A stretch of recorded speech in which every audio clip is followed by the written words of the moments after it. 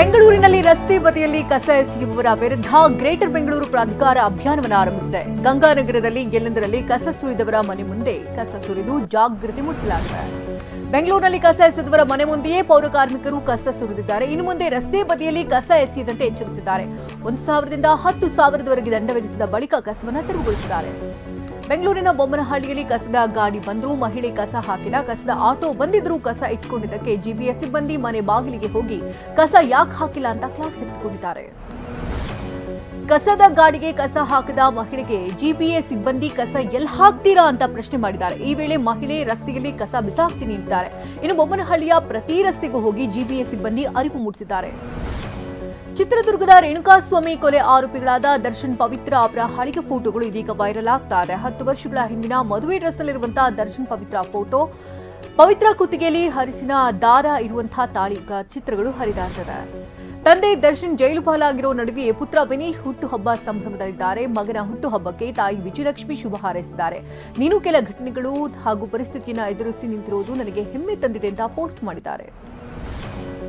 ರೇಣುಕಾಸ್ವಾಮಿ ಕೊಲೆ ಪ್ರಕರಣ ಸಂಬಂಧ ನವೆಂಬರ್ 3ರಂದು ಕೋರ್ಟ್ನಲ್ಲಿ ದೋಷಾರೋಪ ನಿಗದಿ ಪ್ರಕ್ರಿಯೆ ನಡೆಯಲಿದೆ. ಅಂದು ದರ್ಶನ್ ಪವಿತ್ರ ಸೇರಿದಂತೆ 17 ಆರೋಪಿಗಳ ವಿರುದ್ಧ ಬೆಂಗಳೂರಿನ 57ನೇ ಸಿಸಿಎಚ್ ಕೋರ್ಟ್ನಲ್ಲಿ ದೋಷಾರೋಪ ಹೊರಿಸಲಾಗಿದೆ.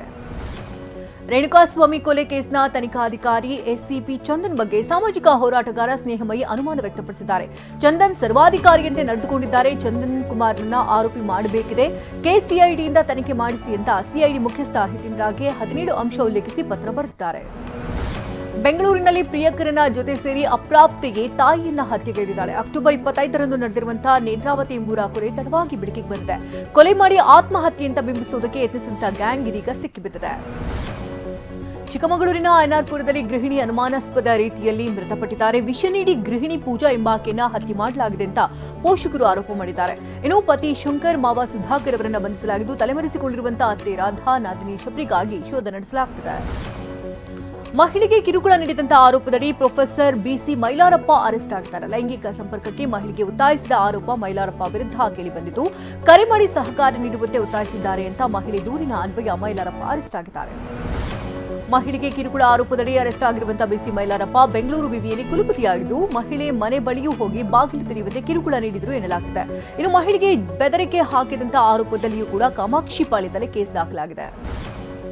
ಬೆಂಗಳೂರಿನಲ್ಲಿ ವೈದ್ಯೆ ಕೃತಿಕಾ ರೆಡ್ಡಿ ಕೊಲೆ ಪ್ರಕರಣ ಸಂಬಂಧ ಆರೋಪಿ ಪತಿ ಮಹೇಂದ್ರನ ಪ್ರೇಯಸಿ ಸೇರಿದಂತೆ 5 ಮಹಿಳೆಯರನ್ನ ವಿಚಾರಣೆ ನಡೆಸಲಾಗಿದೆ. ಮುಂಬೈನ ಅನೇಕ ಮಹಿಳೆಯರ ಜೊತೆ ಮಹೇಂದ್ರ ಸಂಪರ್ಕದಲ್ಲಿದ್ದ ಅಂತ ತನಿಖೆಯಲ್ಲಿ ತಿಳಿದುಬಂದಿದೆ. ಚಿತ್ರದುರ್ಗದ ಚಳ್ಳಕೆರೆ ಪಟ್ಟಣದಲ್ಲಿ ಎಟಿಎಂ ಕಾರ್ಡ್ ಬದಲಾಯಿಸಿ ವಂಚನೆ ಮಾಡಲಾಗಿದೆ. ಕೆನರಾ ಬ್ಯಾಂಕ್ ಎಟಿಎಂನಲ್ಲಿ ಹಣ ಡ್ರಾ ಮಾಡಲು ಬಂದವರಿಗೆ ನೆರವಾಗುವ ನೆಪದಲ್ಲಿ ಮೋಸ ಮಾಡಲಾಗಿದೆ.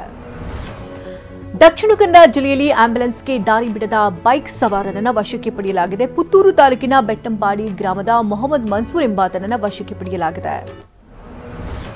ತಮಿಳುನಾಡಿನ ಆಸನೂರಿನಲ್ಲಿ ಚಾಲಕನ ನಿಯಂತ್ರಣ ತಪ್ಪಿ ಎಳನೀರು ತುಂಬಿದಂತ ಲಾರಿ ಪಲ್ಟಿಯಾಗಿದೆ. ಚಾಮರಾಜನಗರದಿಂದ ಸತ್ಯಮಂಗಲಕ್ಕೆ ತೆರಳುತ್ತಾ ಇದ್ದಂತ ಲಾರಿ ಪಲ್ಟಿಯಾಗ್ತಾ ಇದ್ದಂತೆ ಎಳನೀರು ರಸ್ತೆಗೆ ಬಿದ್ದಿದೆ. ಬಿದ್ದಂತಹ ಕೆಲ ಎಳನೀರನ್ನ ಬೈಕ್ ಸವಾರರು ಹೊತ್ತೊಯ್ದಿದ್ದಾರೆ.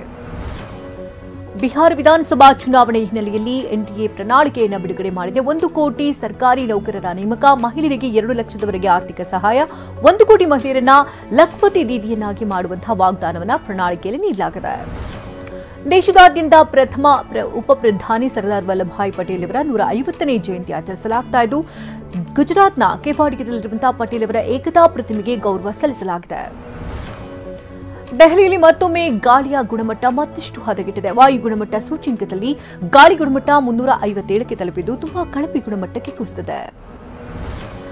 ಇಂದು ಆಸ್ಟ್ರೇಲಿಯಾ ವಿರುದ್ಧ ಭಾರತ ತಂಡ 2ನೇ ಟಿ20 ಪಂದ್ಯ ಆಡಲಿದೆ. ಉಭಯ ತಂಡಗಳ ನಡುವಿನ ಮೊದಲ ಪಂದ್ಯ ಮಳೆಯಿಂದ ರದ್ದಾಗಿದ್ದು, ಇದೀಗ ಮೆಲ್ಬೋರ್ನ್ ಮೈದಾನದಲ್ಲಿ ಪಂದ್ಯ ನಡೆಯಲಿದೆ.